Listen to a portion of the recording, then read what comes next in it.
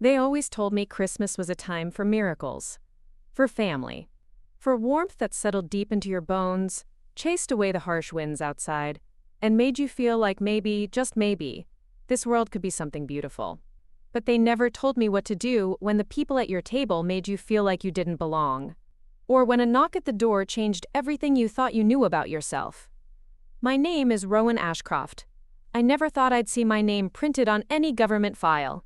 I never dreamed I'd be the woman scrubbing her mother-in-law's good china while everyone else laughed in the next room, or that I'd stand ankle-deep in dirty dishwater when the FBI came for me. But let me start from the beginning. Before the agents, before the accusations, before I knew what I was capable of. It began, as these things so often do, with a single, humiliating moment that exposed every crack in the perfect life I'd tried to build. We'd driven 3 hours in the snow to reach the sprawling Ashcroft family estate. The house itself was old money and cold pride. Marble floors, sweeping staircases, high ceilings that made you feel small. My husband Callum had grown up here. He always told me it was home. To me, it was a museum of people I'd never understand. "Rowan, dear, can you take the coats?" My mother-in-law's voice was sweet enough to rot your teeth, but her eyes never bothered to hide the frost. Evelyn Ashcroft didn't dislike me outright. She just found me useful. The girl from nowhere who'd married her perfect son. A girl she could dress up and put to work, but never trust with the family secrets. I took the coats. I took the insults. I took the sideways looks as the champagne flutes clinked, and the fireplace crackled behind me.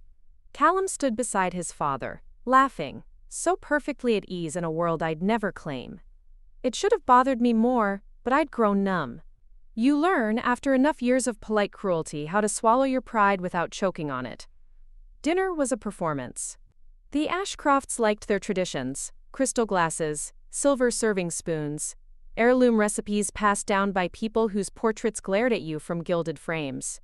The help, meaning me, apparently, was expected to keep the gravy warm, refill the wine, and laugh at the right moments. Rowan, the plates.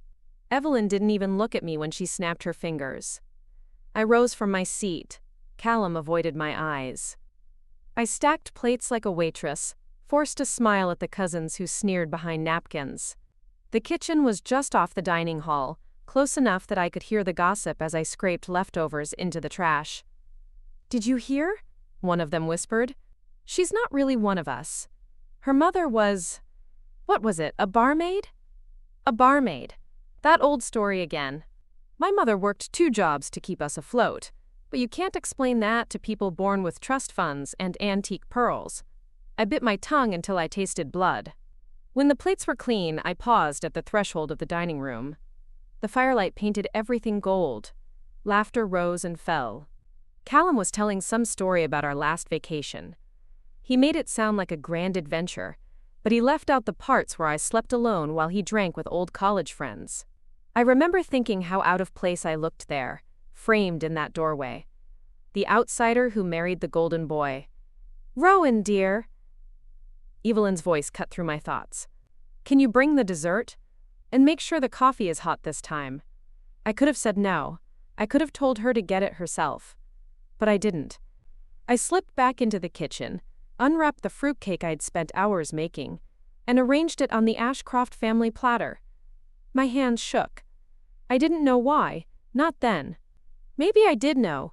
Maybe it was all the anger I'd buried for years, bubbling under the surface. I was setting the tray down on the table when the doorbell rang. A single chime that cracked the perfect scene in two. Everyone went silent. Evelyn scowled at the intrusion, but Callum's father rose to answer it. I watched him cross the hallway, his steps echoing on the marble. Then I heard it. Voices, firm and official. A name. My name. Rowan Ashcroft. Callum looked at me, his brow furrowed. "Did you do something?" he asked, half joking. My throat closed around the answer I didn't have. Moments later, they were in the dining room. 2 men in dark suits, badges clipped to their belts. The air felt like it dropped 10 degrees. "Mrs. Ashcroft?" the taller agent asked, scanning the table until his eyes landed on me. Rowan Ashcroft? I nodded. My hands were wet from the dish towel, so I clutched it like a lifeline. We need you to come with us. Now. The room erupted. Evelyn shot to her feet, outraged. Callum sputtered. The cousins gaped like fish. I felt my pulse pounding in my ears. What is this? I managed. What do you think I've done? The agent's expression didn't change. We can explain on the way, ma'am. Please come with us. I glanced at Callum. He didn't move to stand by me. He didn't even reach for my hand. His eyes darted to his mother, then to the agents, then back to his untouched dessert. I felt something in my chest fracture. They didn't cuff me, but they might as well have. I stepped out into the snow, coatless, shivering in my thin dress. The wind bit at my skin, like punishment for sins I didn't understand. Behind me, the Ashcroft mansion glowed like a cathedral.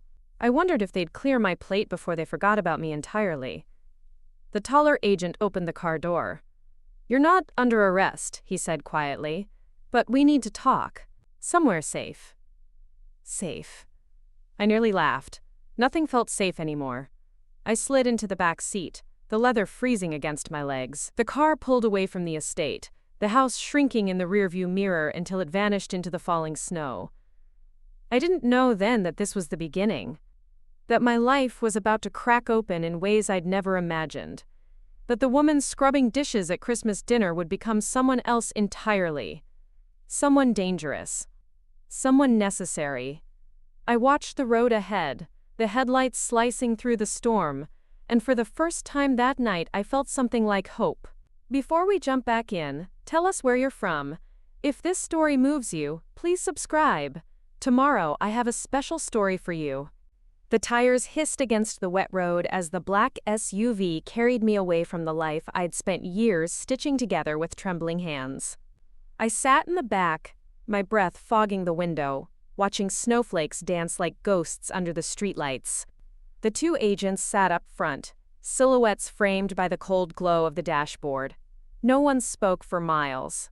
I clutched my damp dish towel in my lap, the smell of cranberry sauce still clinging to my fingertips. The absurdity of it almost made me laugh. One moment, I was the obedient daughter-in-law, scraping gravy from fine china. The next, I was cargo in an unmarked government vehicle. My mind whirled through every possibility: identity theft, mistaken records, some ancient parking ticket blown out of proportion. But none of it made sense. I was nobody. I had nothing they could want. We pulled off the main road, tires crunching over a gravel drive that led to an old municipal building. It looked abandoned, windows dark except for a single strip of fluorescent light leaking from the back. The taller agent, the one who'd spoken to me at the house, turned around as the car idled. "We need you to trust us for a few hours, Mrs. Ashcroft," he said. "Inside." My tongue felt thick. "I haven't done anything." His eyes softened a fraction. "Exactly." The door opened with a low groan. I stepped out, hugging my arms against the wind that cut through my thin holiday dress. The agent guided me through a side entrance, down a corridor that smelled of stale coffee and old paper. It didn't look like any FBI office I'd seen on TV. No glass walls or bustling agents, just flickering lights and a single locked door at the end. Inside was a small room that looked like it hadn't seen fresh paint in decades. A metal table, 2 chairs, a portable heater in the corner hummed weakly. They motioned for me to sit. I sank into the cold metal, trying to slow my breathing. The other agent, shorter, with close-cropped hair, placed a manila file in front of me. He didn't open it. "Rowan Ashcroft," he said, reading my name like it might taste different if he said it out loud. Born Rowan Ellis, mother, Margaret Ellis, father unknown. Married to Callum Ashcroft, 2016. No priors, not even a speeding ticket. I nodded, numb. "So why am I here?" The taller agent sat across from me. "Your name came up in an investigation." I leaned back, fingers gripping the edges of the chair. "What investigation?" He slid the file toward me but didn't let me open it. "Do you know what shell companies are, Mrs. Ashcroft?" I frowned. I mean, vaguely. They're fake businesses, right? Fake on the surface, real underneath. Money laundering, tax evasion, fraud. Sometimes much worse. My stomach twisted. What does that have to do with me? He leaned forward, voice low. Your signature appears on the registration documents for 6 such companies, all linked to an account overseas, all moving large sums of money tied to arms deals and cybercrimes. He watched my reaction, eyes sharp. Millions of dollars, Rowan? No. I laughed, but it came out choked. No, that's not possible. I work in a bookstore. I don't even know how to open a business account. There must be some mistake. The shorter agent opened the file this time. He flipped through a stack of papers. These aren't forged. Your social security number, your old addresses, your signature, even a video feed of you visiting a safe deposit box in Prague 2 years ago.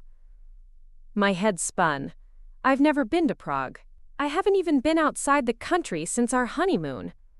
The taller one held up a grainy still image from what looked like security footage. The woman on the screen wore a dark coat, hair tucked under a hat.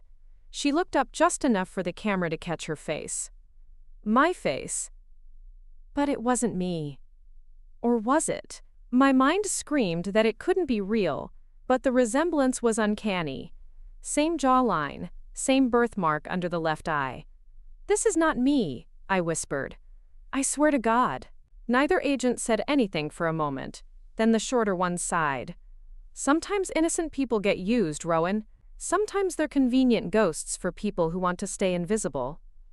I gripped the table edge, nails digging into cold metal. So what now? Are you arresting me? Not yet, said the taller one. We're pulling you out. Your life as you know it. It's over tonight.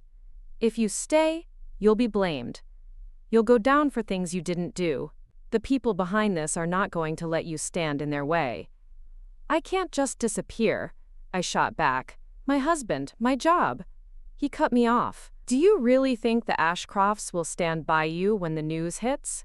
When the money trail leads to your bank account? I thought of Callum's face at the dining table, how he hadn't even reached for my hand. My heart sank like a stone. What do you want me to do? I asked. My voice cracked on the last word.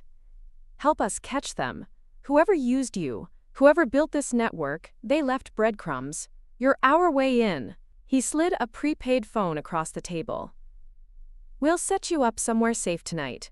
Tomorrow we start unraveling this, piece by piece. The cold metal in my hands felt heavier than a weapon. And if I say no, you'll be in handcuffs before dawn. Or worse, in a body bag before we can get to you. He didn't say it like a threat. It was a promise. I closed my eyes. My mother's voice echoed in my head. Stand up for yourself, Aro. No one else will. I opened my eyes again. Okay, I'll help you. The agents shared a glance. Relief softened the lines in the taller one's face. Good, we have a safe house on the outskirts. One night, then we move again. Don't trust anyone. Not your husband, not your friends. Anyone you knew before tonight is off limits. It felt like stepping off a cliff. I forced myself to nod. We left the room and climbed back into the SUV. Snow piled against the windshield, blurring the world outside. I leaned my forehead against the cold glass, my breath shallow. A part of me wondered if I was still the same woman who had scrubbed dishes just hours ago. Maybe that version of me had already died in Evelyn Ashcroft's kitchen. The safe house turned out to be a rundown cottage, tucked behind a grove of bare oaks. It looked like it hadn't been lived in for years, but the agents made quick work of securing the doors and windows. They handed me a duffel bag. Inside was a change of clothes, an old laptop, and a battered notebook. Take notes on everything you remember, the shorter agent said as he checked the locks. Names, places, conversations. Someone set you up, Rowan. But they made mistakes. I sank onto a threadbare couch, the blanket scratchy against my arms. What if they find me? They won't. He sounded sure. I wasn't. They left just before dawn. I heard the SUV fade into the woods. leaving me alone with the shadows. I couldn't sleep. I sat there, pen hovering over the first blank page of the notebook, my mind racing through every detail of my life. Who could have done this? Who hated me enough? Or was it never about hate? Just convenience. A face they could borrow, a name they could ruin. When I finally drifted into a restless sleep, I dreamed I was back at the Ashcroft estate. Evelyn's laughter echoed down marble halls. Callum's eyes were blank, staring through me like I was made of glass. And somewhere, deep in the walls, something scratched to get out. I woke to the sound of my burner phone buzzing against the coffee table. I lunged for it, heart pounding. A single message, coordinates, a time, and one word, ready? I wasn't. But I had no choice. I was going to find out who had turned my life into a lie and why they weren't finished with me yet. The burner phone sat in my palm like a ticking bomb. The screen's cold light made the rest of the cottage feel darker than before. Outside the window, the world was a blur of white and gray, the storm still raging.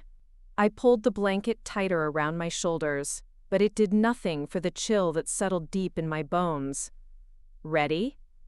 That was all the message said. A question and a threat rolled into one. I typed back before I could lose my nerve. Yes. My fingers hovered over the send button. The word felt like a lie, but the truth didn't matter anymore.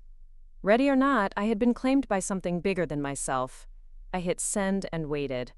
Minutes crawled by, punctuated only by the rattle of the old heater and the wind slamming branches against the siding. I tried to think back. Who could have done this? Who knew my habits well enough to fake my signature, my mannerisms, my face? But every answer felt like an accusation I wasn't prepared to make. The phone vibrated again. Another message. Walk east, 500 meters. Wait. I stared at it, half expecting the agents to come back and tell me it was a mistake. But the road back was gone. If I wanted answers, I had to step out into the cold and trust that the people pulling these strings hadn't decided I was disposable. I dressed quickly in the clothes they'd left me. Old jeans, a faded hoodie that smelled faintly of mothballs, a battered pair of boots 2 sizes too big. I tucked the notebook into my jacket. The words I'd scribbled through the night bled together in my mind. Company names, account numbers, faces that looked like mine but weren't. Ghosts that might lead me to the truth. I slipped out the back door. The wind howled through the oaks like an angry choir. My boots crunched over a thin crust of ice. I counted each step, the cold biting at my cheeks until they burned. 500 meters felt like forever. When I reached the clearing, I stopped, heart hammering. The trees around me stood like sentinels, branches heavy with snow. The wind died down, leaving only the sound of my ragged breathing. Then a figure stepped out from the shadows. A woman, bundled in a parka and scarf, her face half hidden. She held up a hand, gloved fingers spread wide. Rowan Ashcroft? Her voice was low, almost drowned by the wind. Who are you? I called back. Come with me, now, we don't have time. Time for what? I asked, but she was already turning, trudging deeper into the woods. I hesitated. I wanted to run back to the cottage, to the small, fragile illusion of safety. But there was no safety. Not anymore. I followed her. We walked for what felt like an hour. She didn't speak, and I didn't ask questions. When we finally reached a small clearing, I saw a car parked on an old logging road. Dusty, dented, the kind of vehicle you wouldn't look at twice. She opened the back door and gestured for me to get in. Inside, the heater blasted warm air that made my face sting. A man sat in the driver's seat, peering at me through the rearview mirror. He had a long scar that traced his jawline like a road map. You're heavier on paper than you are in real life, he said, voice dry. Excuse me? He tapped a folder on the dashboard. Your file. Rowan Ashcroft. The ghost they built to hide in plain sight. The woman climbed into the passenger seat, pulling off her scarf to reveal short-cropped hair and eyes that looked like they'd seen too much. Who are you people? I demanded. We're the ones who don't want you dead, she said. And right now, that puts us in the minority. The man shifted the car into gear. We lurched onto the icy road, tires slipping for a heartbeat before gripping. I pressed my back against the seat, staring at the faded fabric of his headrest. "Start talking," I said. "If you know something about what's happening to me, tell me now." The woman twisted in her seat to face me. "You've heard of the Orion Syndicate?" I frowned. "I don't know. Some news headline?" It sounded vaguely familiar. A whisper in the back pages, something about data breaches and arms shipments that disappeared into the ether. She nodded. "They're a ghost. No paper trail, no clear leader. They use people like you, ordinary faces, to hide dirty money. They move assets through shell companies that no one can trace. But someone got sloppy. Or bold. You showed up in places you weren't supposed to be. Someone built an entire alternate life for you overseas, and they didn't cover their tracks well enough. So why me?" My voice cracked. "Why not pick some random name out of a phone book?" "You were perfect," the man said. "No priors, clean history. A husband with deep pockets who never looks at the books. No one pays attention to the girl washing dishes in the background." It felt like someone had reached into my chest and squeezed my lungs. "Callum, is he involved?" The woman's eyes softened, but she didn't look away. "We don't know. He's connected to the family's old money. Some of their accounts overlap with offshore transfers tied to you. That makes him useful, maybe even complicit." I pressed my forehead to the cold glass. Memories flickered like broken film reels. Callum's sudden trips overseas, the new watch that appeared on his wrist without explanation, the late-night calls he always took outside. "So what now?" I asked. "You want me to testify? Wear a wire?" The man laughed, but it was humorless. "This isn't a court drama, Rowan. If you testify, you'll be dead before you finish your oath. Orion doesn't take prisoners." "Then what do you want from me?" "Your face," the woman said. "Your habits. Your keys to doors they think are locked. You know things you don't realize you know. If you want to clear your name and live, you're going to help us smoke them out." The car jolted as we hit a pothole. Snow flurries streaked past the windows like ghosts. "And what happens when they find me?" I asked. "Then you'd better pray you're standing behind us when the bullets start flying," the man said. "Because you won't get a second chance." We drove through the back roads for hours, my mind spinning so fast I felt nauseous. Eventually, we reached an old motel on the outskirts of a dying town. The neon sign flickered overhead, half the letters burned out. They checked us into a room that smelled of bleach and stale cigarettes. Inside, the woman handed me an envelope. "Inside is your new ID. Memorize it. Burn it if you have to. We move at dawn." "Where?" I asked. "To the next breadcrumb," she said. "You're going to meet someone who claims to know why you were chosen." I didn't ask any more questions. The room's single lamp cast shadows on peeling wallpaper. I sat on the edge of the bed, the envelope trembling in my hands. Inside was a driver's license with a name that wasn't mine. A face that was. The birth date was off by 2 years. I wondered who this woman was supposed to be. Maybe a better version of me. One who hadn't let herself be used. Sleep was impossible. I lay awake, tracing cracks in the ceiling. The hum of the highway outside like a lullaby for the doomed. Somewhere in the darkness, I felt the old me, the meek girl who scraped plates and bit her tongue, slip away like a ghost. By dawn, all that remained was a fire I hadn't felt in years. Let them come, let them find me. I'd serve them more than coffee and dessert. I'd serve them their own secrets, carved up and spoon-fed back until they choked on the truth. I closed my eyes and listened for footsteps in the hallway. The storm outside had calmed, but inside me, a new storm was just beginning to roar. By the time the sun crept through the grimy blinds of that stale motel room, the old Rowan was gone. I could feel her absence like a phantom limb, an ache where something soft and naive used to be. I sat at the tiny table, the envelope with my new identity spread open in front of me, committing every detail to memory. New name, new birth date, a backstory stitched together from scraps of truth and convenient lies. If I screwed this up, I wouldn't get a second chance. A knock rattled the flimsy door. I flinched, heart pounding. The woman from the car, who'd finally told me her name was Nadia, stood in the hallway holding 2 paper cups of coffee. She looked tired, dark circles under her eyes, but her voice was calm when she spoke. "We leave in 10. Get what you need." She handed me a cup. It was weak, the bitter taste searing my tongue. But it was warm, and I needed warmth more than anything. I dressed in the second outfit they'd packed for me: black jeans, a nondescript sweatshirt, a wool coat a size too big.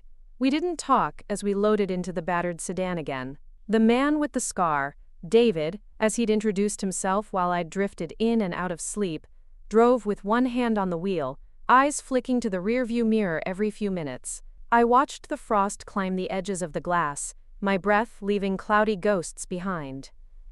"Where are we going?" I finally asked. "Portsmouth," David said. "There's someone you need to meet." "Who?" "Someone who used to work the same job you did," Nadia said, voice dry. "Only they didn't survive it as well as you have." "I haven't survived anything," I snapped.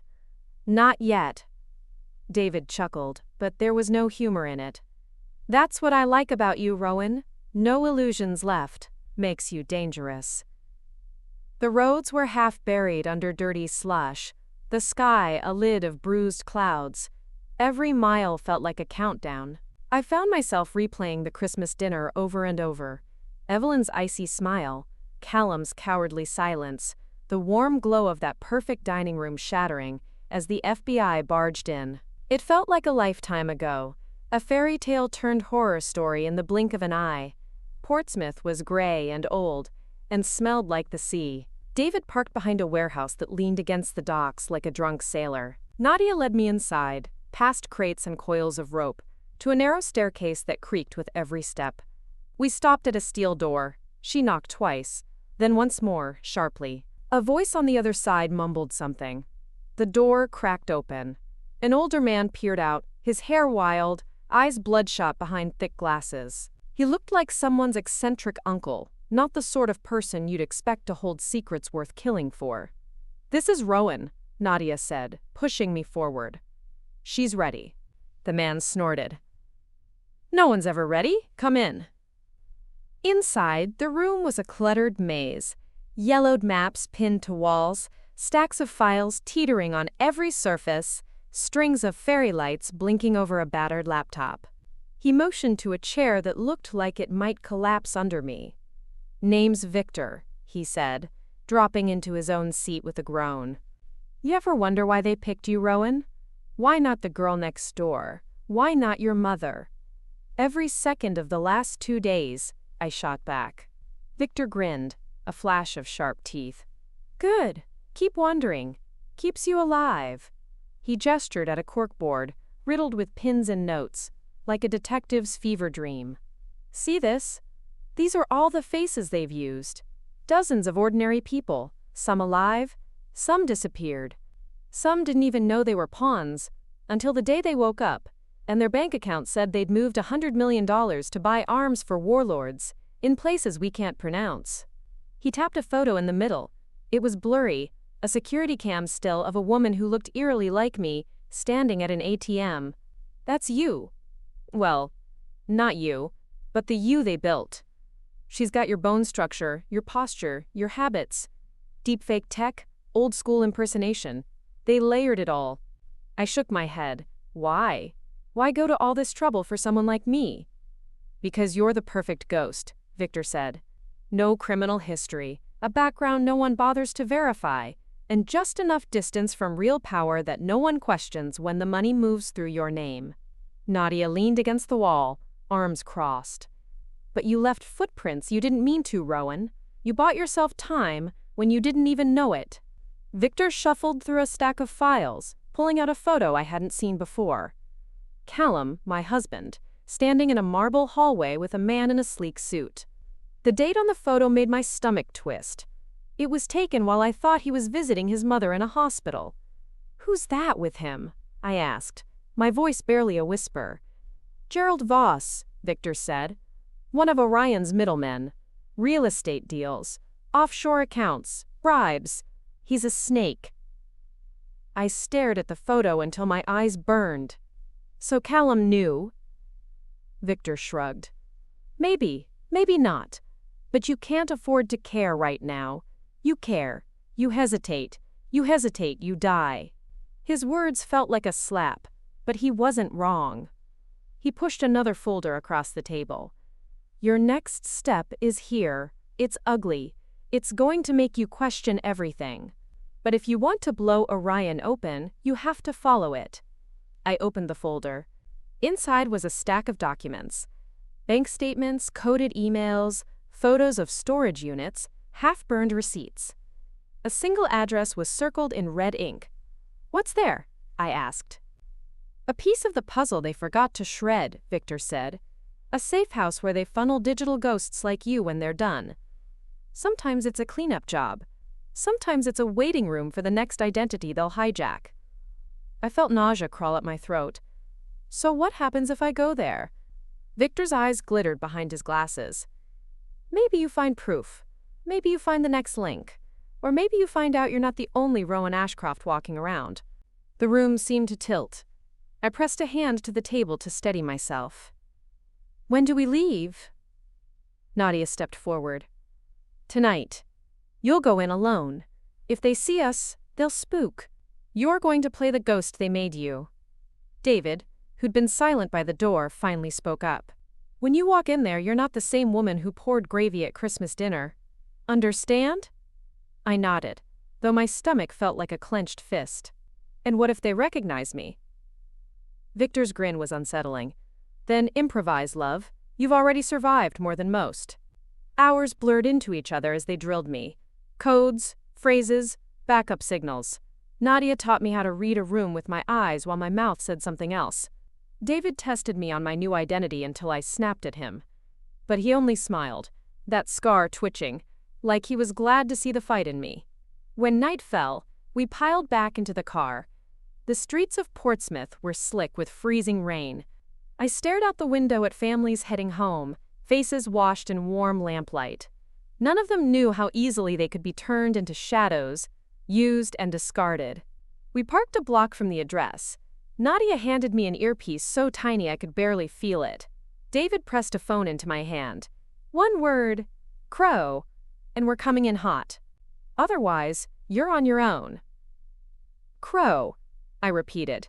My breath clouded the air. I stepped out of the car, boots crunching over salt and gravel. The safe house was a squat, brick building tucked between a closed tailor shop and a boarded-up pharmacy. A single bulb flickered over the door. I knocked 3 times. The door opened an inch. A man's eyes, sharp and red-rimmed, peered out. Password? He barked. My mind scrambled through the codes Victor drilled into me. Winter Rose, I said. The door swung open. I slipped inside. The air smelled of stale sweat and cheap disinfectant. A hallway stretched before me, lined with closed doors. Somewhere deep inside, a radio played an old pop song, the lyrics warped by static. I walked down the hall, every step an act, every breath a lie. In one of the rooms, I found what they'd hidden. But it wasn't a pile of cash or hard drives full of secrets. It was something worse. A girl. Maybe 18. Shackled to a radiator, eyes glazed with fear and exhaustion. She looked up at me, and for one terrible heartbeat, I felt like I was staring at a warped reflection, another ghost wearing my face, waiting to be used and erased. Help me, she croaked. Her voice cracked on the last word. My earpiece hissed with static. Nadia's voice, sharp and urgent. Rowan! Status? I didn't answer. I sank to my knees beside the girl, my mind racing. This wasn't the plan. But the plan had died the moment I saw her face. And I knew right then, if I walked away, I'd never be free. The girl's wrists were raw and red, where the iron cuffs bit into her skin. I reached out, my fingers trembling as I brushed a strand of hair from her face. She flinched like an abused animal. Her eyes, green, just like mine, searched my face for some sign I was real. Nadia's voice crackled in my ear again, sharper this time. Rowan, status, do you copy? I swallowed hard. My pulse thundered in my temples. I pressed the earpiece closer and whispered, There's a girl. Looks like me. She's alive. Shackled. A pause, then David's voice. Stay calm. Get intel. You can't pull her out yet. I stared at the girl. Her shoulders shook with tiny shivers. Her lips moved like she was trying to form words she hadn't used in days. I could hear the rattle of chains every time she breathed. Hey, it's okay. My name's Rowan. What's yours? She blinked slowly. Lily, I think. They said I'm you. I felt the air leave my lungs. What do you mean they said you're me? ID, documents, photos, training. They said I'd go away if you did. Behind me, the sound of footsteps in the hallway snapped my attention back. I lowered my head, pretending to check her bonds. 2 men in cheap tracksuits passed the open door, giving me a lazy once-over before moving on. I forced my face into an expression of boredom, just another errand girl doing inventory. When their footsteps faded, I leaned closer. How long have you been here, Lily? Don't know. Her voice cracked. No windows, they gave me injections. Tests. My stomach turned. I thought of the photo Victor showed me. My husband, with Orion's middleman. The pieces were falling together, but the shape they made was monstrous. Do you know if there are others like you? I asked. She squeezed her eyes shut, tears leaking down her temples. Saw a boy once. They took him away, screaming. Didn't come back. My throat felt raw. The earpiece hissed again. Nadia. Rowan, you need to get out. This place is a nest. If they sniff you out, we can't cover you. I ignored her. Lily, listen to me. I'm going to get you out. Not now, but soon. Do you trust me? She tried to nod, but her strength failed. I gripped her hand. It was ice cold. The door behind me creaked. I spun around, schooling my features into the same blank mask Orion's ghosts wore. A man filled the doorway. Beefy shoulders, gold chain glinting under the flickering bulb. His eyes slid from Lily to me. New girl? He grunted. I forced a bored shrug. Inventory check, she's weak. We'll need a doctor if you want her alive, he snorted, stepping into the room. The stink of stale cologne and sweat hit me like a wall. Doesn't matter. She's not for sale, she's bait. I swallowed. Bait for what? He smirked, tapping the side of his nose. You don't need to know. Orders come from the top. Now move. He grabbed my arm, shoving me back into the hallway. My shoulders slammed into the doorframe. Pain shot down my spine, but I kept my mask on. He locked the door behind him with a rusty padlock and pocketed the key. Boss wants you in the back, he said, pointing down the hall. They got another package coming in tonight. You'll help unload.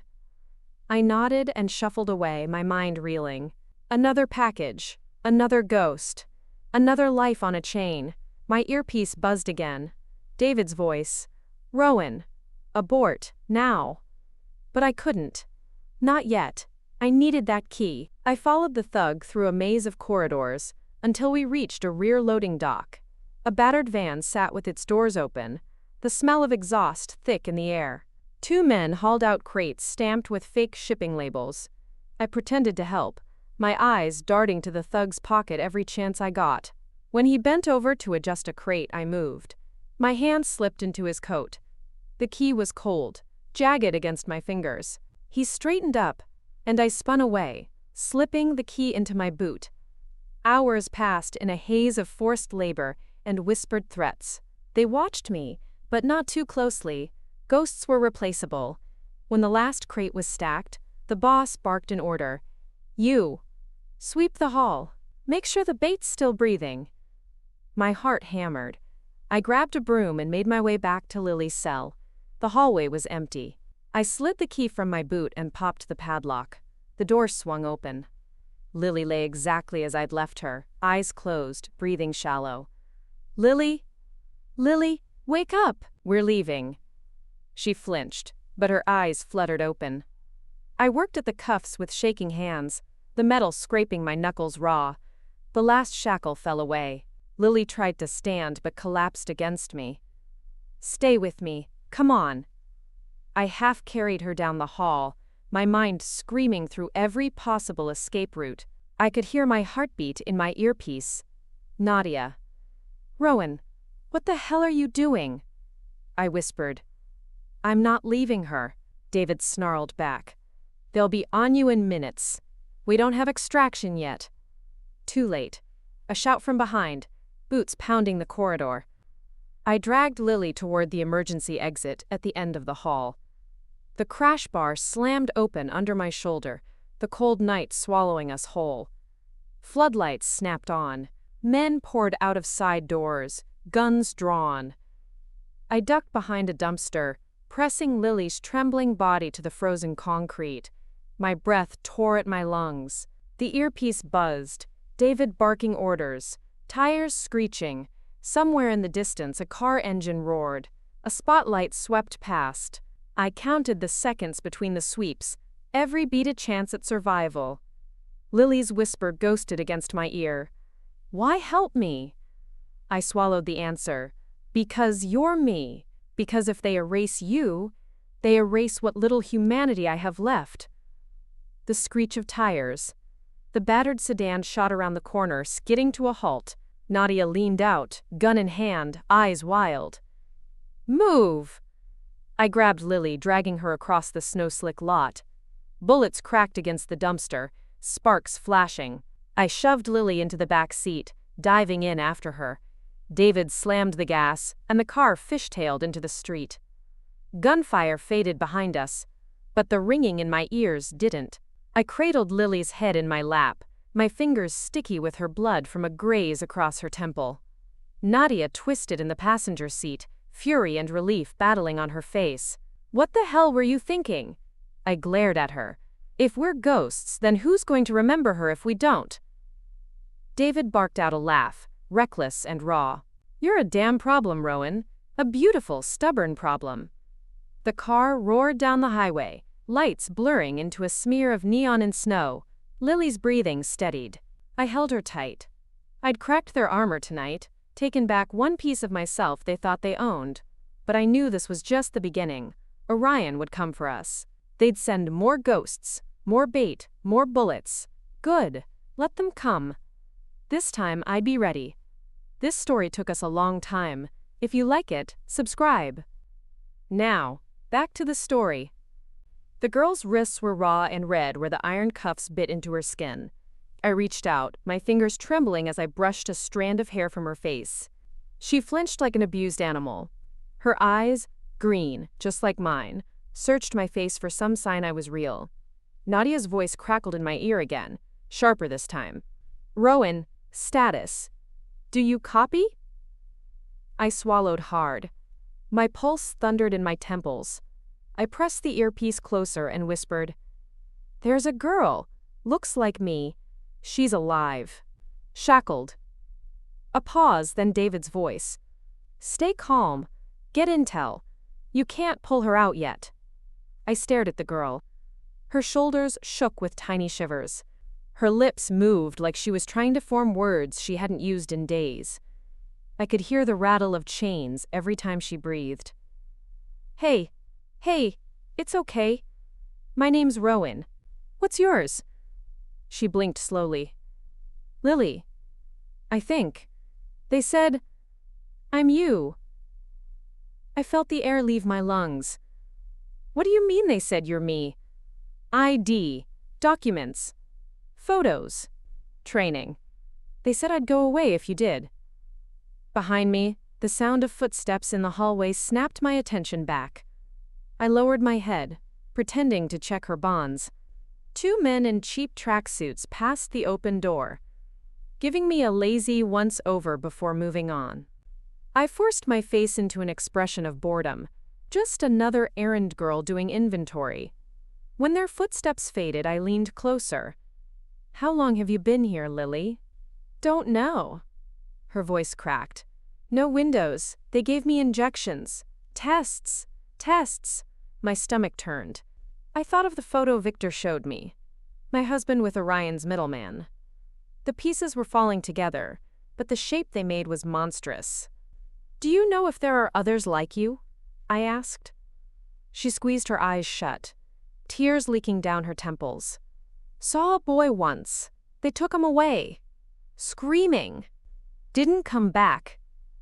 My throat felt raw. The earpiece hissed again. "Nadia. Rowan, you need to get out. This place is a nest. If they sniff you out, we can't cover you." I ignored her. "Lily, listen to me. I'm going to get you out. Not now, but soon. Do you trust me?" She tried to nod, but her strength failed. I gripped her hand. It was ice cold. The door behind me creaked. I spun around, schooling my features into the same blank mask Orion's ghosts wore. A man filled the doorway. Beefy shoulders, gold chain glinting under the flickering bulb. His eyes slid from Lily to me. "New girl?" he grunted. I forced a bored shrug. "Inventory check. She's weak.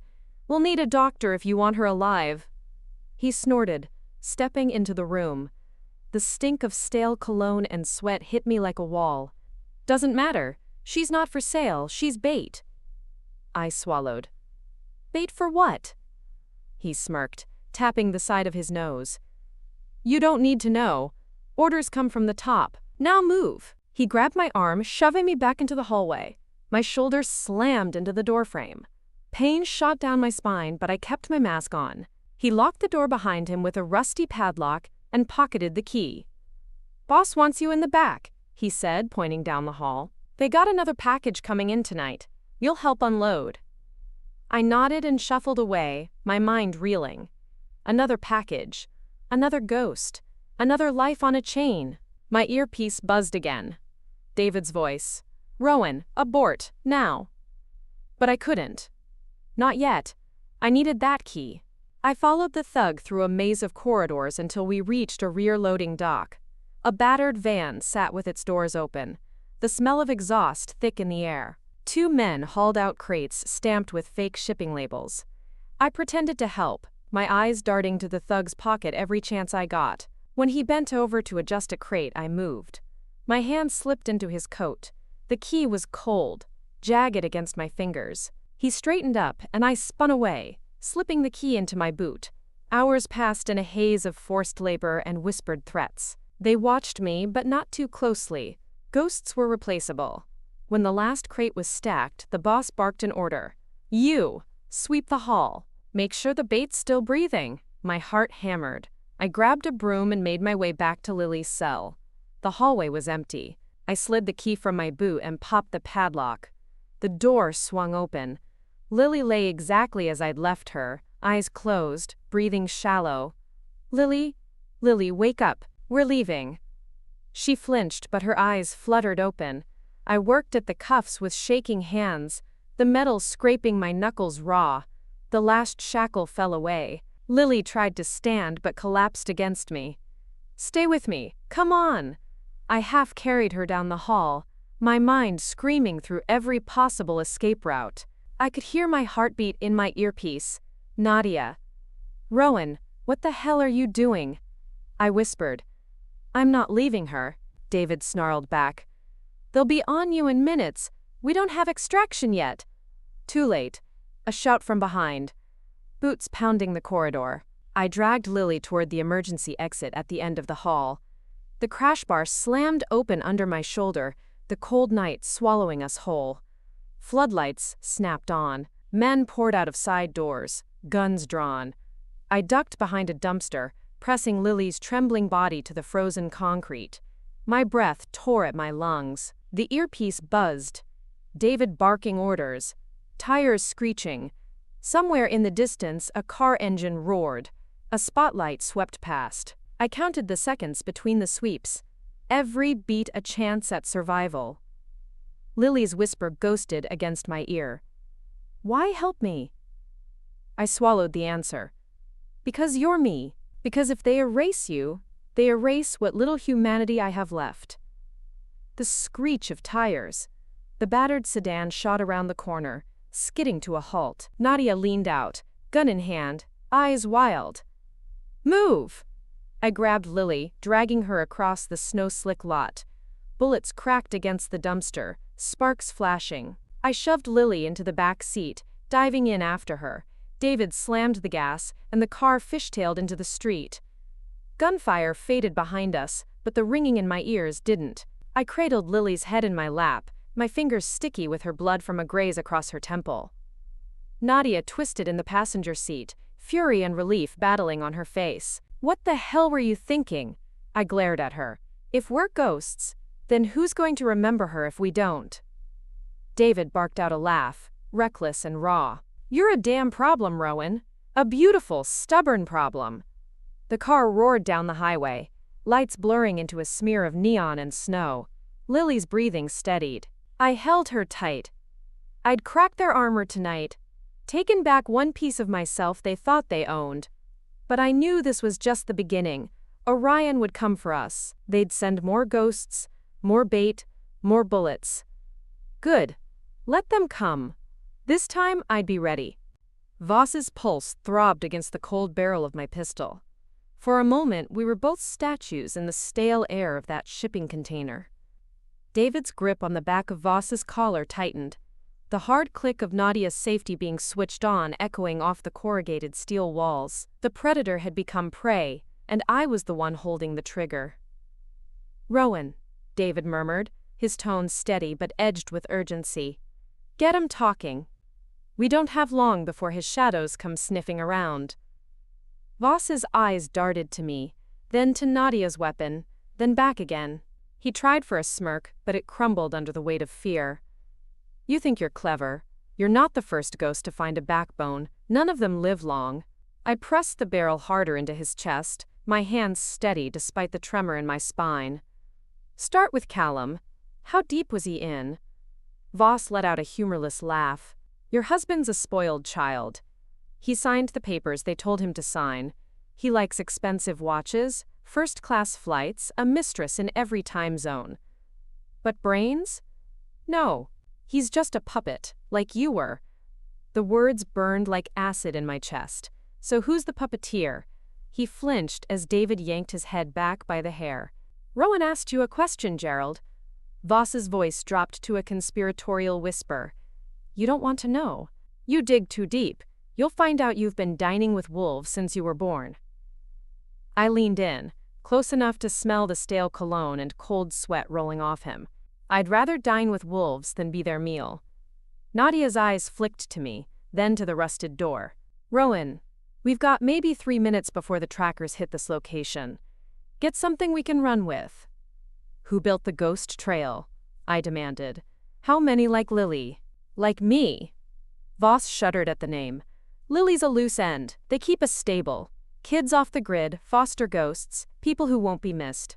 They switch them out when one burns too hot. They train them just enough to sign paperwork, to appear on cameras, then they vanish. If you hadn't broken protocol, you'd be next. I felt the words like a gut punch. Who owns the stable? Voss hesitated. David slammed him against the metal wall, a sharp crack echoing through the container. He hissed in pain. Name! I shouted. Who? Voss wheezed, blood trickling from his nose. The name changes every year, shells inside shells. But there's one name that never changes. Ashcroft Holdings. The money's laundered through them. Your husband's family isn't just old money, Rowan. They're the artery. I staggered back. The pistol dropped to my side, my hand suddenly too heavy to lift. Nadia grabbed my arm, steadying me. Focus, R.O. He could be lying. Voss laughed through broken teeth. She knows I'm not. Look at the trust funds, the blind offshore accounts. All that charity work? Blood money. Your husband's not the mastermind, sweetheart. His mother is. Evelyn. I saw her then. Not just the icy matriarch scowling over silver spoons and crystal glasses, but the cold brilliance behind that smile. The casual cruelty. The way she'd made me scrub plates while she carved the turkey with the same hands that signed my life away. Where is she? I asked, my voice low and lethal. Voss bared his teeth in a broken grin. Where she's always been, 5 steps ahead. The crunch of tires on gravel outside made my skin prickle. Nadia's eyes snapped to David. Time's up. David cracked Voss across the temple with the butt of his pistol. He crumpled like wet paper. Move! We bolted from the container. Cold air hit my lungs like a slap. A pair of black SUVs skidded into the lot, headlights spearing through the dark. Muzzle flashes sparked as bullets tore through the night. Go! David barked, dragging me behind a stack of pallets. Nadia fired back, controlled and precise. I dropped to my stomach, the cold seeping through my coat, heart hammering so loud I could barely hear the gunfire. One of the SUVs exploded in a bloom of flame as David lobbed a homemade incendiary. The blast lit up the yard, scattering Orion's thugs like ants from a kicked nest. Nadia yanked me to my feet. Rowan, move! We have to lose them before they track us back to Lily! I forced my legs to work, sprinting after them through the shadows of the industrial park. Bullets hissed past, biting sparks from rusted steel. My lungs burned, but the fire in my chest burned hotter. Evelyn Ashcroft. The woman who'd made me serve her family at Christmas dinner while she signed the checks that bought and sold my life. If she was the artery, then I'd be the knife. We piled into the getaway car, tires screaming as David floored it onto the icy road. The reflection of the burning SUV flickered in the side mirror, the blaze shrinking into the distance like a dying star. No one spoke for a long time. The hum of the engine, the hiss of snow under the tires, my own pulse, everything felt too loud. Finally, Nadia broke the silence. You know this changes everything, right? The Ashcrofts have politicians, judges. If you take them on, you don't just poke the wolf, you crawl into its den. I stared out the window at the dark horizon. Good. I'm tired of playing the ghost. It's time they see my face. David's laugh was a harsh bark. God, I love you when you're terrifying. But even his grin couldn't cut the dread that settled in my bones. The closer we got to the motel, the more the weight of what I'd learned crushed down on me. Evelyn, my husband. The family that took me in, wrapped me in silk and secrets, then used me as bait. We pulled up to the motel. The neon sign flickered overhead, the snow now a thin crust over the pavement. I pushed the door open before the car stopped fully, my boots crunching through the ice. Inside, Lily sat up on the bed, eyes wide. She looked at me like a child waiting for the story to make sense. What did you find? She asked, her voice a whisper. I sank onto the bed beside her, brushing a hand over her tangled hair. A name. A monster in pearls and designer suits. David and Nadia moved through the room, checking bags, reloading weapons, packing everything we could carry. There'd be no sleep tonight. No safety. Rowan, Nadia said, voice low, this doesn't end in a courtroom. You know that, right? I met her eyes. I don't want a courtroom. I want her to see me coming. I squeezed Lily's hand. You're getting out of this, I promise. She gave me a ghost of a smile. We both are. I didn't tell her I wasn't so sure. But as I looked around that cramped room, I realized I didn't need to be sure.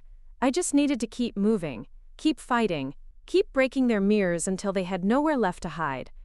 Evelyn Ashcroft built this empire on borrowed faces. Now she'd have to look into mine. And this time, I'd be the one carving the turkey. We left the motel just before dawn, before the sun could catch us in its pale net. David drove, eyes scanning the rear view every few seconds, like he expected Evelyn's ghost to appear behind us. Nadia sat up front, her fingers drumming the grip of her pistol. Beside me in the back, Lily slept in fits, her head on my shoulder, breaths shallow but steady. The highway stretched out like an unspooling thread, frost glinting on every blade of grass in the ditch. I watched it all slide by. My thoughts a restless storm. Evelyn Ashcroft. the matriarch I'd once hoped to impress with polite smiles and perfectly folded napkins. She'd raised Callum like a prize calf, fattened on trust funds and privilege, too docile to see the slaughterhouse behind the gilded walls. Now she'd see me coming, and I'd make her look me in the eyes as her empire cracked.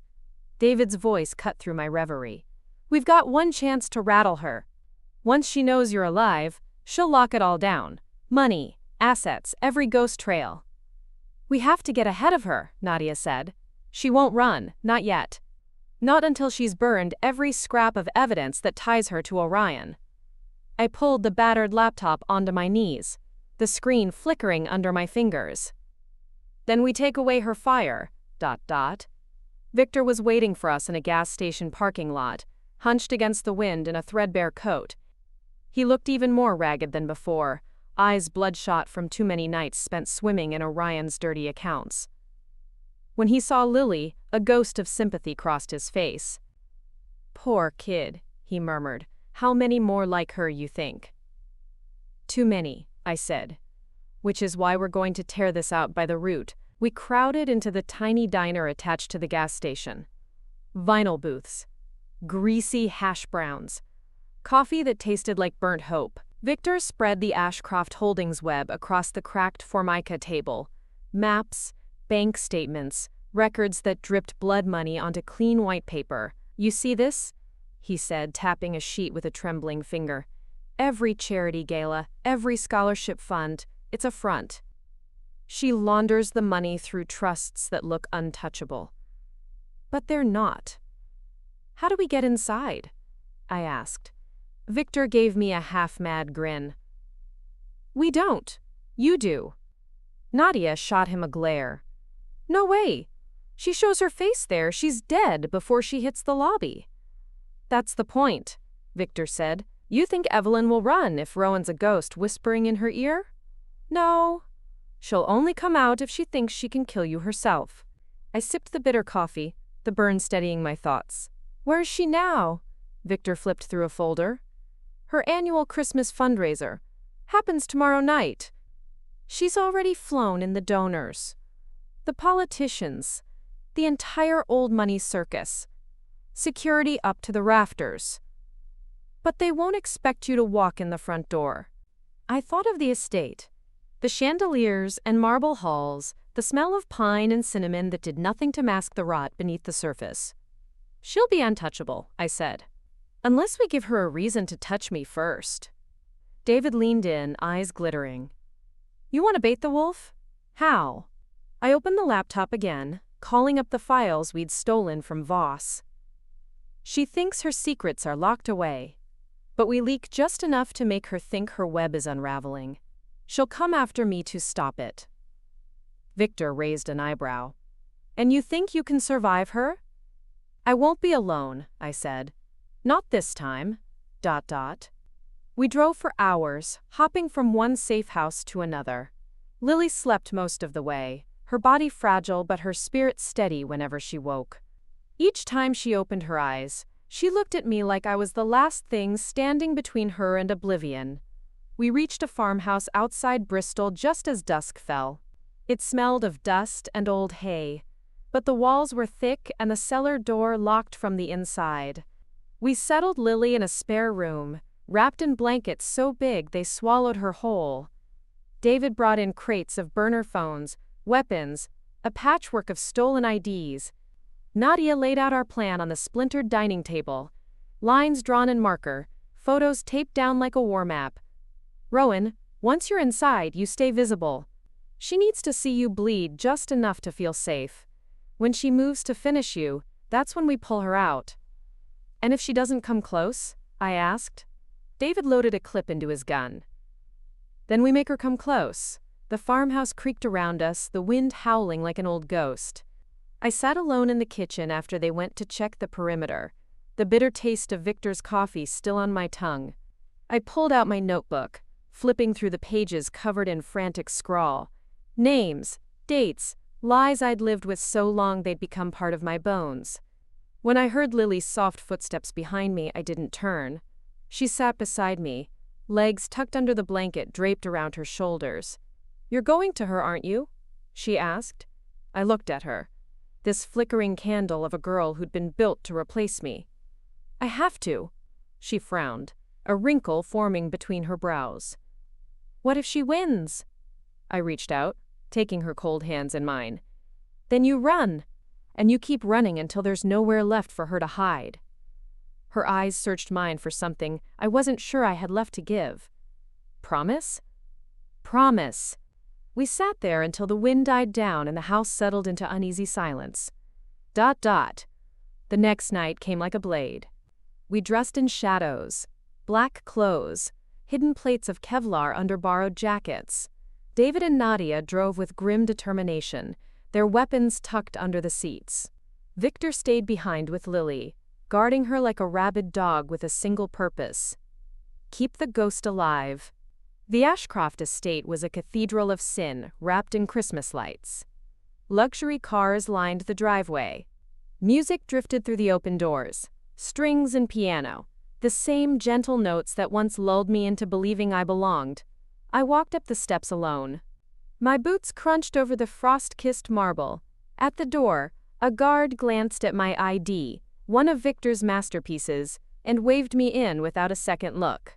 They saw only what they expected to see: another ghost. Inside, the warmth hit me like a slap.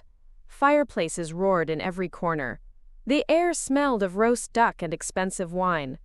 Guests glided past in gowns and tuxedos, faces gleaming under chandeliers that sparkled like 1,000 false stars. And there she was, Evelyn Ashcroft, my mother-in-law, my betrayer, my creator. She stood near the grand piano, surrounded by donors and politicians who clung to her every word. Her diamonds caught the light like knives. When her eyes met mine across the room, I felt the chill I'd known at that Christmas dinner. But this time, I didn't look away. I stepped forward, the pistol tucked in the band of my skirt pressing cold against my hip. Nadia's voice crackled in my earpiece. "Steady, R.O. Camera's on you. David's in the East Wing."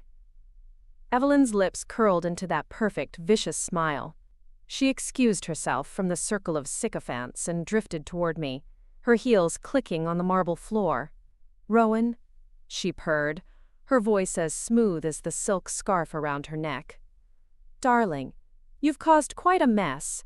I forced my own smile, sharp enough to draw blood. "Merry Christmas, Evelyn. Miss me?" She leaned in, her perfume wrapping around me like poison. "You should have stayed dead. It would have been easier for everyone." I brushed a stray lock of hair from my face, letting her see the burn in my eyes. "I'm done being easy." Her hand slid into the crook of my arm, guiding me away from the main hall. "Walk with me. Let's talk like family." I let her. For now. She led me through a maze of glittering corridors, past portraits of long-dead patriarchs who'd probably done the same dark work she did now. We stopped in a small sitting room, fire roaring, decanter of brandy on a silver tray. No cameras, no witnesses. Evelyn turned to face me, her mask slipping just enough for the ice underneath to show. "You think you've won something? You've won nothing. They'll eat you alive once I'm gone." I pulled the pistol from my waistband, setting it gently on the table between us. "Then let's make sure you go first." Her eyes glittered. "Do you know what it feels like, Rowan? To hold power so tight the world bends for you? You could have had that." I laughed. It came out raw and broken. "All I ever wanted was a place at your table. Not the one with the silver spoons. The one where you sit with the monsters and carve up people like me." She poured herself a drink, hands steady as ever. "And now you're one of them."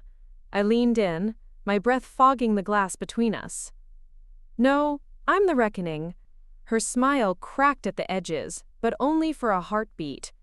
She lifted the glass, clinking it against the barrel of my gun. "Then pull the trigger, darling. Let's see how far your fire burns when it's your hands covered in ashes."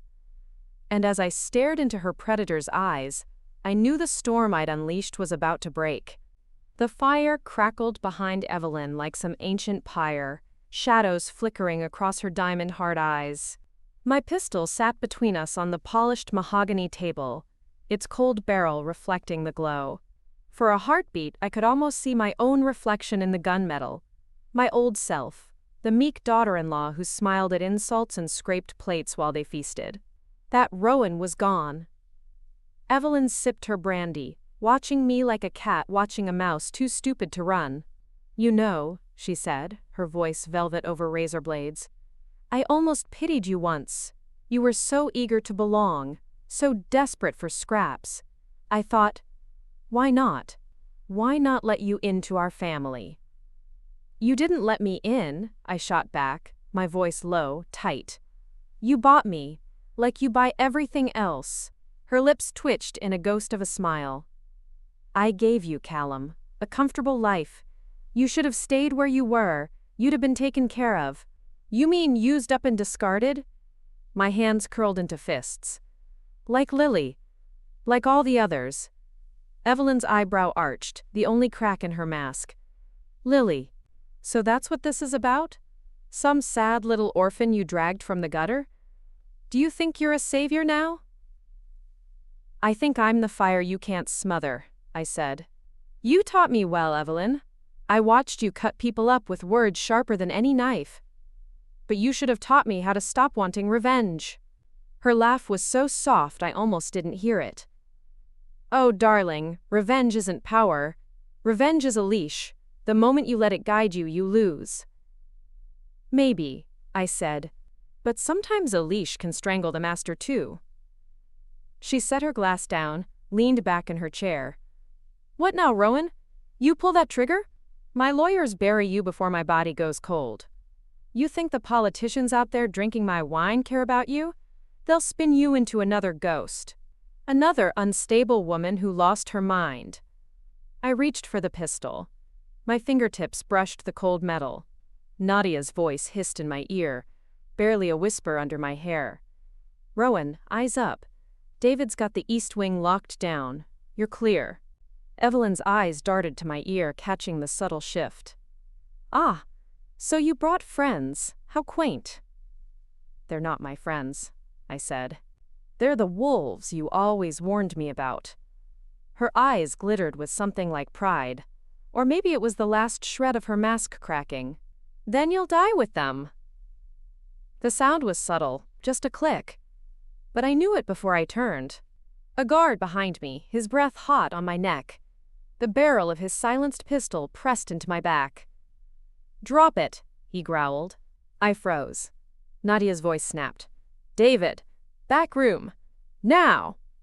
Evelyn leaned forward, her hand resting on mine, fingers icy cold. "See? You never understood the game, Rowan. You thought you were playing chess. But I built the board. A scuffle outside the sitting room. A muffled thud. A strangled grunt. The guard's gun dug deeper into my spine. My mind raced. Every lesson Victor had drilled into me playing behind my eyes. "Do it," Evelyn whispered, her mouth inches from my ear. "Show me you can be the monster you think you are." My thumb brushed the pistol's safety. The guard's fingers twitched on the trigger. Then the window behind Evelyn shattered. David's fist came through like a hammer, dragging the guard away in a tangle of limbs and curses. I didn't hesitate. I lunged across the table, grabbing Evelyn by the wrist before she could reach the hidden blade strapped to her thigh.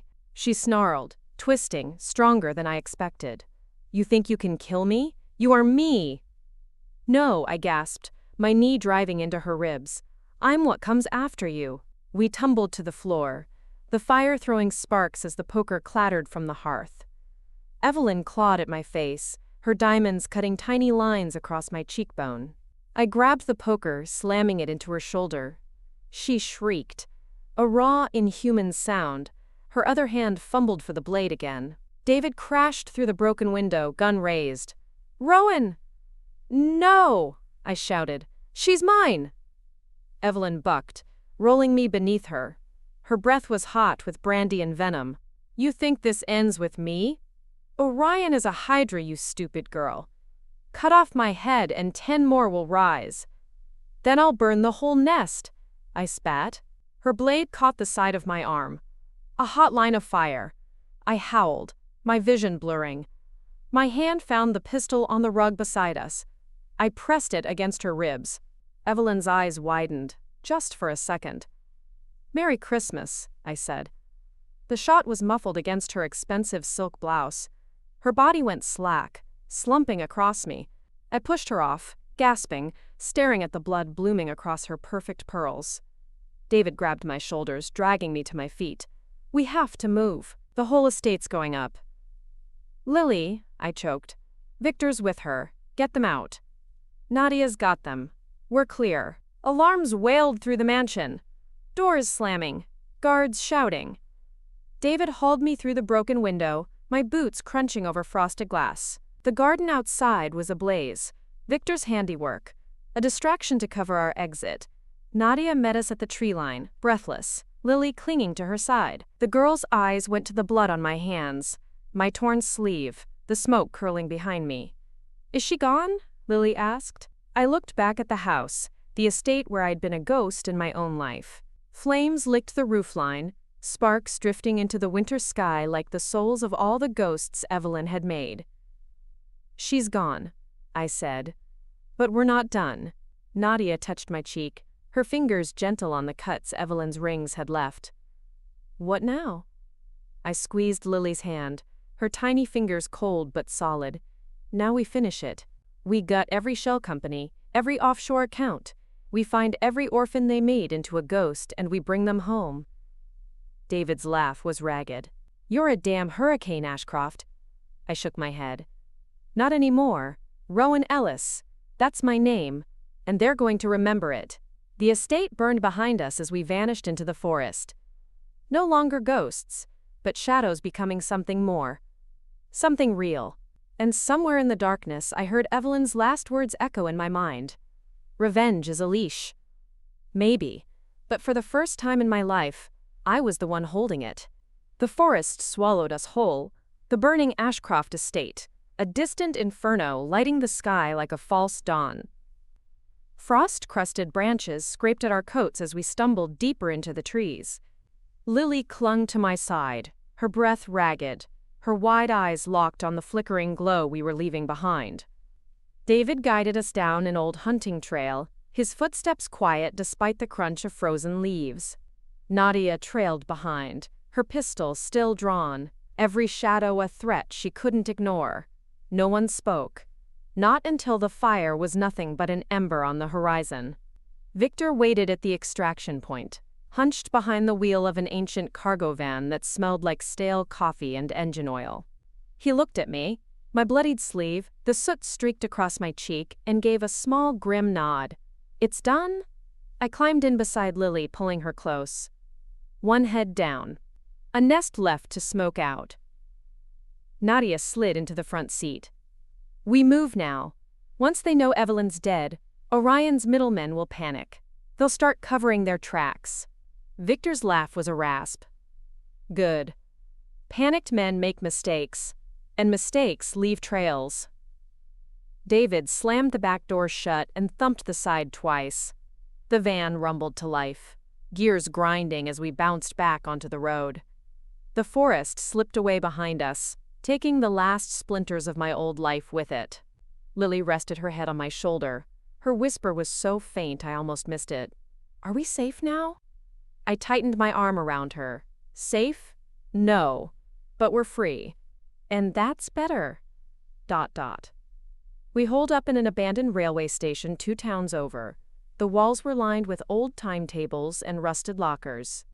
Broken windows let in gusts of icy wind that smelled like iron and rain. David and Nadia took turns on watch while Victor set up his battered laptops on an old baggage cart. Lily and I sat near a portable heater that coughed out just enough warmth to keep our fingers from going numb. "We have to move fast," Victor muttered, tapping at the cracked keyboard. "Orion will pull their cache. Once they reroute, we lose leverage."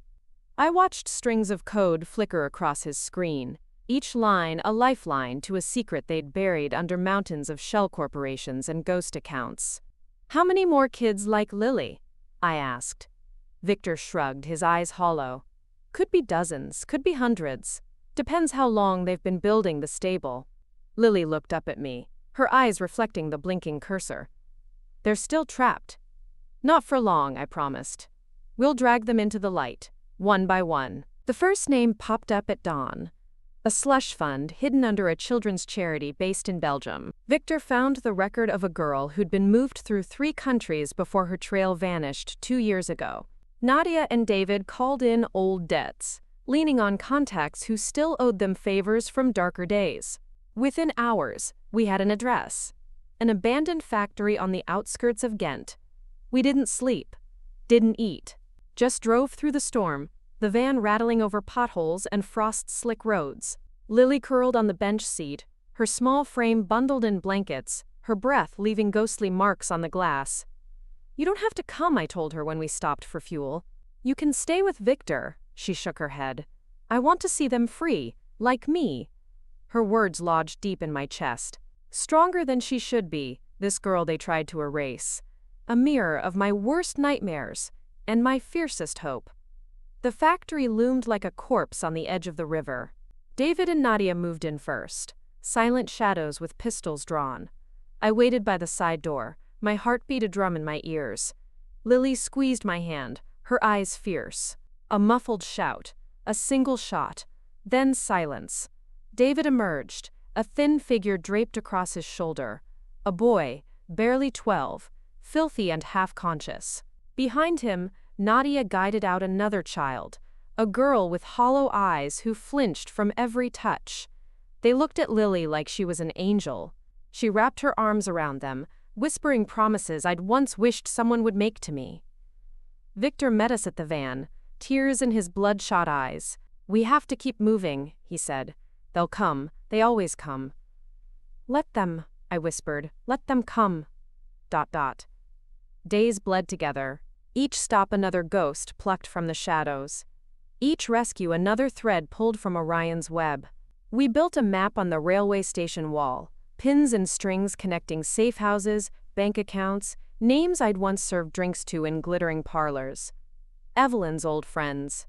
Her heirs in the shadows.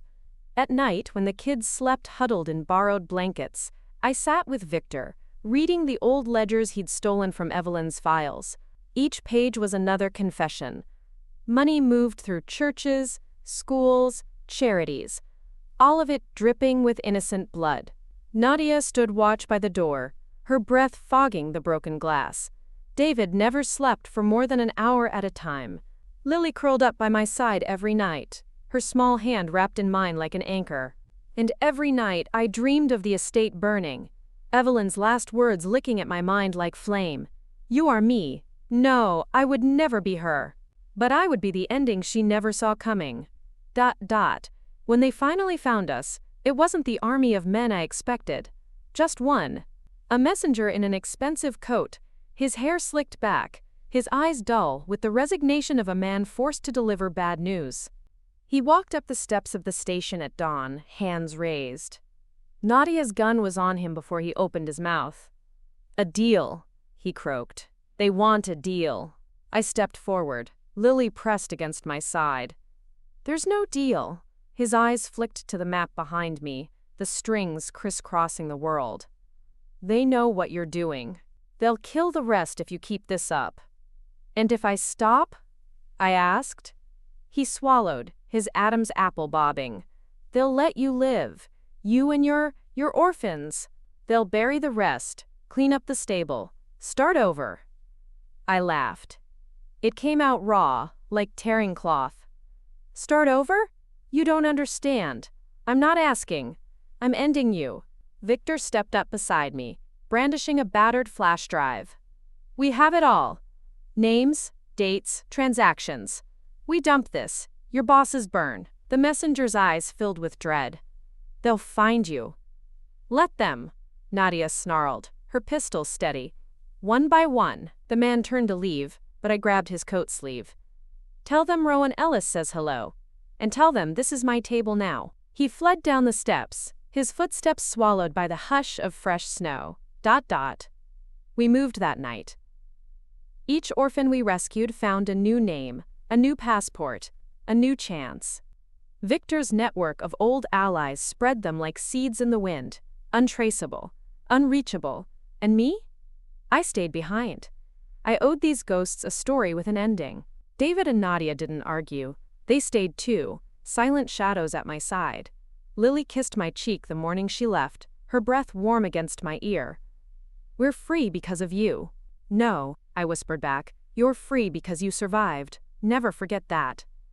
When the last van pulled away, the old railway station was empty but for us three. The map still hung on the wall, a web of all the lies that had bound me to a life I never chose. David poured 3 fingers of whiskey into a chipped mug. "To the last ghost," he said. Nadia touched her glass to mine, her smile fierce. "And to the ones who won't be ghosts again." I raised mine last, the cold bite burning down my throat. "To the fire." Outside, snow began to fall again, soft and silent. I stepped into it, my breath curling like smoke, my heart steady. They'd called me a servant, a pawn, a ghost. Now they'd see me for what I truly was. The reckoning. And the reckoning never knocks. The cold in the railway station settled into my bones like an old truth. Snow drifted through the broken windows, gathering in soft piles on the cracked concrete floor. It was almost poetic. Ashes to ashes, snow to snow. The ghosts of Evelyn Ashcroft's empire might scatter like leaves, but I'd learned how to hunt in the dark. Nadia sat cross-legged near the old baggage cart we'd turned into a war table. A satellite phone rested in her palm, its blinking light the heartbeat of a plan that refused to die. David leaned against a steel beam, his arms folded, a new scar bisecting the one he already wore. They didn't ask if I was ready. They knew. We spent the last of our cash bribing an old freight conductor to keep the power running through the abandoned line. Enough juice to feed Victor's data dump to 1,000 open channels. Offshore accounts. Diplomatic pouches. Secret files now scrubbed raw and pinned to the world's front door. One final confession. I watched the upload bar crawl across the laptop's battered screen. Each percent felt like a heartbeat closer to the end. Not just Evelyn's end. Mine too.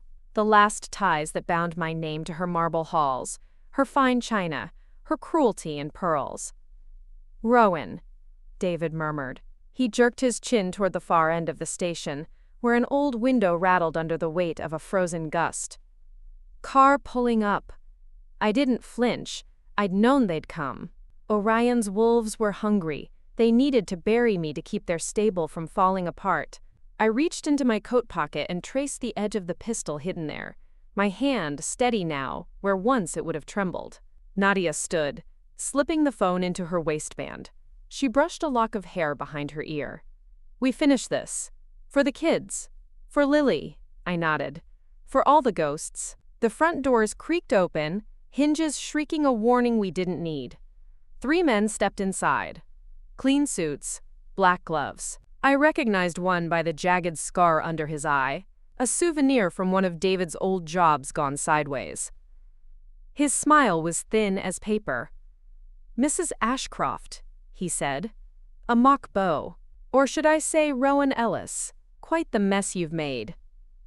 I took a step forward, boots crunching over old railway grit.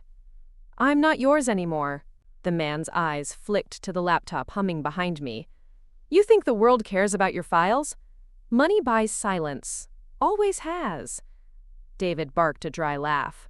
"Tell that to your boss when they come for your head next." The man's smile didn't break. "There's no next. It ends tonight." He drew his gun. The other 2 mirrored him, 3 barrels aimed straight at my chest. Nadia's pistol was up before they blinked. David shifted his weight, a knife appearing in his hand like a magic trick no one survives. The hush that settled over the station was thick enough to choke on. I lifted my hands. Not surrender, invitation. "You want my blood?" I said. "Come take it, but understand. When I fall, every rotten secret Evelyn Ashcroft buried goes with me.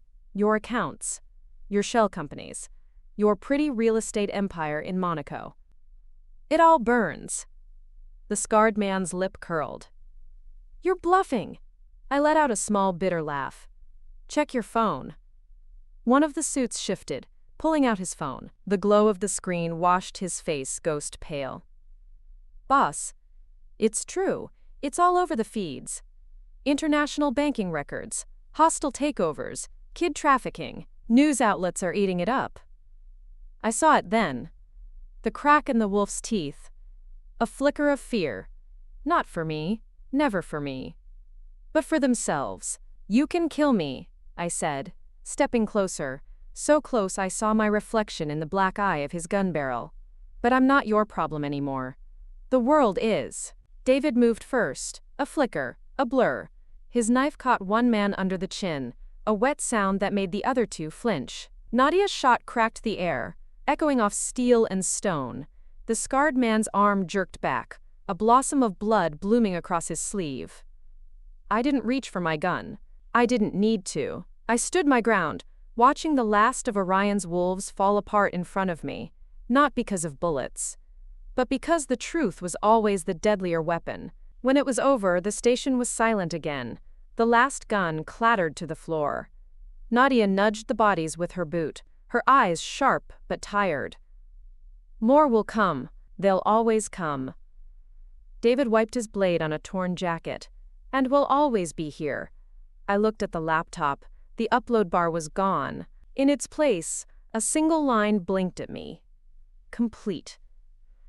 It should have felt like triumph, but all I felt was the ache of a life I'd never get back. I sank down onto the cold floor, my back against an old steel beam.